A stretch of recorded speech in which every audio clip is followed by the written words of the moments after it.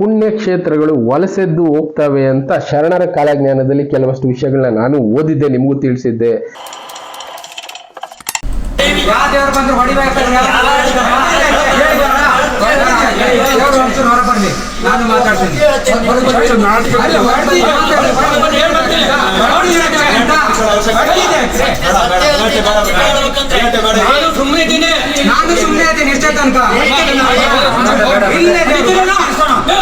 ಅವ್ರು ಮಾಡ್ತಿದ್ದೆ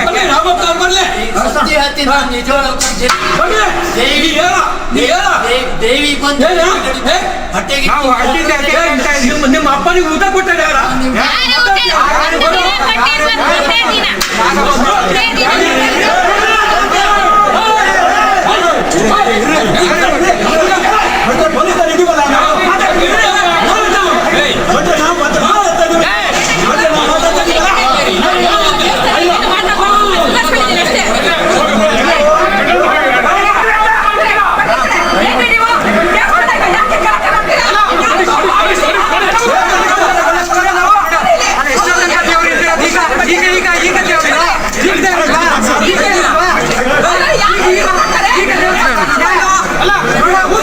ವಿಡಿಯೋ ನೋಡಿದ್ರಲ್ಲ ವೀಕ್ಷಕರೇ, ಪುಣ್ಯಕ್ಷೇತ್ರಗಳು ವಲಸೆದ್ದು ಹೋಗ್ತವೆ ಅಂತ ಶರಣರ ಕಾಲಜ್ಞಾನದಲ್ಲಿ ಕೆಲವಷ್ಟು ವಿಷಯಗಳನ್ನ ನಾನು ಓದಿದ್ದೆ, ನಿಮಗೂ ತಿಳಿಸಿದ್ದೆ. ಇದು ದೊಡ್ಡ ಪುಣ್ಯಕ್ಷೇತ್ರ. ನಮಗ್ ಗೊತ್ತಿರೋ ಹಾಗೆ ಸಿಗಂದೂರು ಅಂದ್ರೆ ಸಾಕು, ಜನರಲ್ಲಿ ಒಂದು ಭಯ ಭಕ್ತಿ ಎಲ್ಲ ಇದೆ.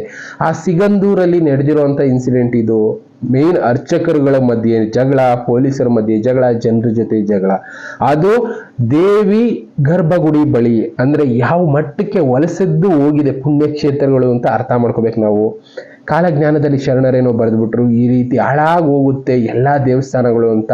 ಮೊನ್ನೆ ಪ್ರಕೃತಿಯಿಂದ ವೈಪರೀತ್ಯದಿಂದ ಆಗ್ತಾ ಇರುವಂತ ಅವಘಡಗಳನ್ನ ನೋಡ್ತಾ ಇದ್ದೀವಿ. ಅದನ್ನ ಬಿಟ್ಟು ಜನ ಯಾವ ರೀತಿ ಬದಲಾಗಿದ್ದಾರೆ, ಅದು ದೇವರ ಸನ್ನಿಧಿ ಅಂತ ಗೊತ್ತಿದ್ದು ಆ ಜಾಗದಲ್ಲಿ ಈ ರೀತಿ ಎಲ್ಲ ನಡೀತಾ ಇದೆ ಅಂದ್ರೆ ಜನ ಯಾವ ಮಟ್ಟಕ್ಕೆ ಹೋಗಿದ್ದಾರೆ ಅನ್ನೋದನ್ನ ಅರ್ಥ ಮಾಡ್ಕೋಬೇಕು. ಜನರಿಗೆ ಈಗ ಭಯ ಭಕ್ತಿ ಎಲ್ಲ ಹೊರಟೋಗಿದೆ, ದುಡ್ಡು ಆಸೆ ಅನ್ನೋದು ಮಾತ್ರ ನಿಂತಿದೆ. ಅಂತ ಪುಣ್ಯಕ್ಷೇತ್ರಗಳು, ಅದು ಗುರುಗಳಾದವರು, ಜನಕ್ಕೆ ದಾರಿಗನ್ನ ತೋರಿಸ್ಬೇಕಾದವರು ಇಲ್ಲೇನ್ ಮಾಡ್ತಾ ಇದ್ದಾರೆ, ಜಗಳ ಆಡ್ತಾ ಇದ್ದಾರೆ, ಒಡೆದಾಡೋ ಲೆವೆಲ್ಗೆ ಹೋಗ್ತಾ ಇದ್ದಾರೆ. ಅಂದ್ರೆ ಏನಾದ್ರೂ ಇರ್ಬೋದು, ಬಟ್ ದೇವರ ಸನ್ನಿಧಿ ಅಂದಾಗ ಅಲ್ಲಿ ದೊಡ್ಡದಾಗಿ ಬೋರ್ಡ್ ಹಾಕಿರ್ತಾರೆ, ಶಾಂತಿ ಕಾಪಾಡಿ, ಸೈಲೆಂಟ್ ಆಗಿರಿ ಅಂತ ಎಲ್ಲ ಬೋರ್ಡ್ ಹಾಕಿರ್ತಾರೆ.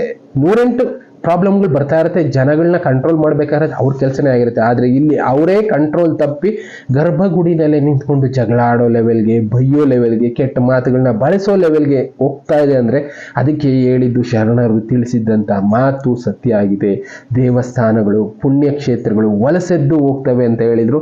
ಇಲ್ಲಿ ವಲಸೆದ್ದಿರುವಂತ ಜಾಗ ನೋಡ್ತಾ ಇದ್ದೀವಿ. ಜನರು ನಂಬಿಕೆ ಏನು, ದೇವಸ್ಥಾನಕ್ಕೆ ಹೋದ್ರೆ ನಮ್ಗೆ ಒಳ್ಳೇದಾಗುತ್ತೆ, ಭಯ ಭಕ್ತಿಯಿಂದ ಇದ್ರೆ ನಮ್ಗೆ ಏನೋ ಒಂದು ಪಾಸಿಟಿವ್ನೆಸ್ ಸಿಗುತ್ತೆ ಅಂತ ನಂಬ್ತೀವಿ. ಆದ್ರೆ ಇಲ್ಲೇನಾಗ್ತಾ ಇದೆ, ಈ ರೀತಿ ಗುರುಗಳಾದವರು, ದಾರಿ ತೋರಿಸ್ಬೇಕಾದವರು ಈ ರೀತಿ ಕೆಲಸಗಳನ್ನ ಮಾಡಿದಾಗ ಮನುಷ್ಯರಿಗೆ ಎಲ್ಲಾದ್ರ ಮೇಲೂ ನಂಬಿಕೆ ಹೊರಟೋಗುತ್ತೆ. ಇಂಥ ವಿಷಯಗಳನ್ನೇ ಬರೆದಿದ್ದು ಕಾಲಜ್ಞಾನಿಗಳು. ಹೌದು, ಮುಂದೆ ಹೋಗ್ತಾ ಹೋಗ್ತಾ ದಿನಗಳು ಕಳೆದ ಹಾಗೆ ಜನರಿಗೆ ದೇವರ ಮೇಲೆ ನಂಬಿಕೆ ಅನ್ನೋದು ಹೊರಟೋಗುತ್ತೆ ಅಂತ ಬರೆದಿದ್ರು. ಅಂಥದ್ದನ್ನ ನಾವಿಲ್ಲಿ ನೋಡ್ತಾ ಇದ್ದೀವಿ. ಈ ತರ ಎಲ್ಲ ಒಡೆದಾಡ್ಕೊಂಡು ಇದ್ರೆ ಜನರಿಗೆ ದೇವರ ಮೇಲೆ ನಂಬಿಕೆ ಅನ್ನೋದು ಬರುತ್ತೆ. ಆ ಜಾಗಕ್ಕೆ ಜನ ಹೋಗ್ಬೇಕು ಅಂತ ಅನ್ಕೊಳ್ತಾರ?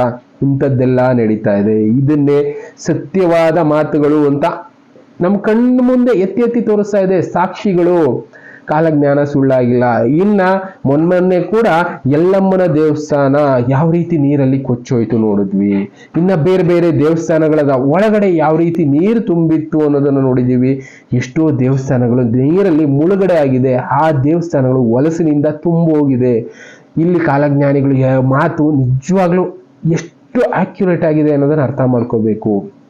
ವಲಸೆದ್ದು ಹೋಗ್ತಾವೆ ಅಂದ್ರೆ ಈ ರೀತಿ ಪ್ರಕೃತಿ ವೈಫಲ್ಯದಿಂದ ಆಗುವಂತ ವಲಸು ಒಂದು ಕಡೆ ಆದ್ರೆ, ಈ ರೀತಿ ಜನರ ವೈಫಲ್ಯದಿಂದ ಆಗುವಂತ ವಲಸು ಓವರ್ ಆಲ್ ಆಗಿ ಇಲ್ಲಿ ದೇವಸ್ಥಾನಗಳು ವಲಸೆದ್ದು ಹೋಗುತ್ತೆ ಅನ್ನೋ ಮಾತುಗಳು ನಿಜ ಆಗ್ತಾ ಇದೆ. ಇಂಥ ವಿಷಯಗಳನ್ನ ನೋಡ್ತಾ ಇದ್ರೆ ಕಾಲಜ್ಞಾನಿಗಳು ಬರೆದಿದ್ದು ಸುಳ್ಳಲ್ಲ. ನಾವು ಅರ್ಥ ಮಾಡ್ಕೊಂಡಿದ್ದು ತಪ್ಪು ಇರ್ಬೋದು, ಬಟ್ ಆದ್ರೆ ಅವುಗಳು ನಿಧಾನವಾಗಿ ಸ್ವಲ್ಪ ಸ್ವಲ್ಪ ಕಣ್ಮುಂದೆ ನಡೀತಾ ಇರುತ್ತೆ. ಬಟ್ ನಾವು ಏನಂದ್ರೆ ಬಾವಿ ಒಳಗಡೆ ಇರೋ ಕಪ್ಪೆ ತರ ನಮ್ ಸುತ್ತ ಇರೋದನ್ನ ಮಾತ್ರ ನೋಡ್ತಾ ಇರ್ತೀವಿ. ಆದ್ರೆ ನಮ್ಮಿಂದ ದೂರದಲ್ಲಿ ಇಂಥ ವಿಷಯಗಳು ನಡೀತಾ ಇರಬಹುದು. ಅಂದ್ರೆ ಕಾಲಜ್ಞಾನಿಗಳ ಮಾತಿಗೆ ಒಂದು ಅರ್ಥ ಇದೆ. ಅವ್ರು ಹೇಳಿದ್ದಕ್ಕೆ ಒಂದು ಗೂಢಾರ್ಥಗಳು ಇದೆ, ಪ್ಲಸ್ ಅವ್ರು ಹೇಳಿದ್ದು ನಡೀತಾ ಇದೆ ಅನ್ನೋದಕ್ಕೆ ಸಾಕ್ಷಿಗಳು ಇದೆ. ಅಂತ ಸಾಕ್ಷಿಗಳನ್ನ ನಿಮಗ್ ತೋರಿಸುವಂತ ಕೆಲಸ ನಾವು ಮಾಡ್ತಾನೆ ಇರ್ತೀವಿ. ಆದರೆ ನಂಬೋದು ಬಿಡೋರು ಬಿಡ್ಬೋದು, ಆದರೆ ಇದು ಯಾವತ್ತು ಸತ್ಯ ಅನ್ನೋದಕ್ಕೆ ಇಲ್ಲಿ ನಿದರ್ಶನಗಳು ಕಾಣಿಸ್ತಾ ಇದೆ. ಇನ್ನು ಇದೇ ರೀತಿ ಎಷ್ಟೋ ವಿಷಯಗಳು ನಮ್ಮ ಸುತ್ತಮುತ್ತ ನಡೀತಾ ಇದೆ, ಅಂತ ವಿಷಯಗಳನ್ನ ನಿಮಗೆ ತೋರಿಸುವಂತ ಕೆಲಸ ಮಾಡ್ತಾ ಇರ್ತೀನಿ. ಥ್ಯಾಂಕ್ ಯು, ಮತ್ತೆ ಸಿಗ್ತೀನಿ, ಗುಡ್ ಬೈ.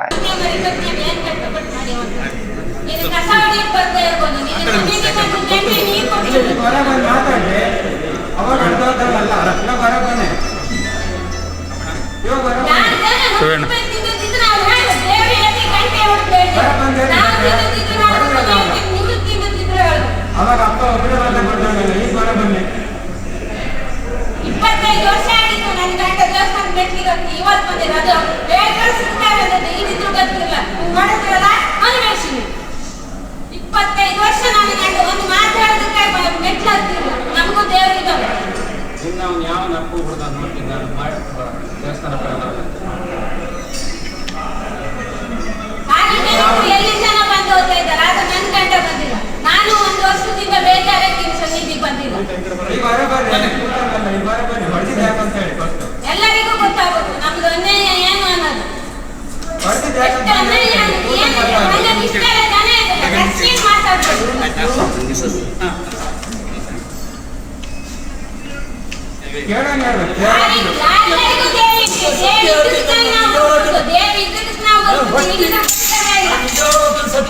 ದೇವಿ ಕಣ್ಕಟ್ಟಿದ್ದಾರೆ. ದೇವಿ ಕಣ್ಕಟ್ಟ ನೀವೇ ಆಗಿರ್ಬೋದು, ನಾವಂತೂ ಅಲ್ಲ. ನಾವಲ್ಲ, ನೀವೇ ಆಗಿರ್ಬೋದು. ಅನ್ಯಾಯ ಮಾಡಿದ ಅಂತ ಹೇಳ್ತಿಲ್ಲ, ಹೊರಟಿದೆ. ಯಾವ ದೇವರು ಬಂದ್ರು ಹೊಡಿಬೇಕಾದ್ರೆ ಹೊರ ಬನ್ನಿ, ನಾನು ಮಾತಾಡ್ತೀನಿ.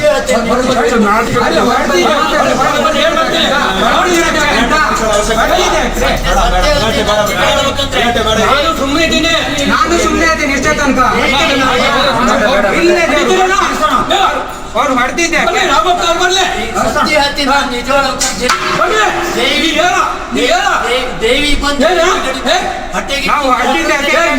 ನಿಮ್ಮ ಅಪ್ಪನಿಗೆ ಊಟ ಕೊಟ್ಟಾರೆ ಯಾರು?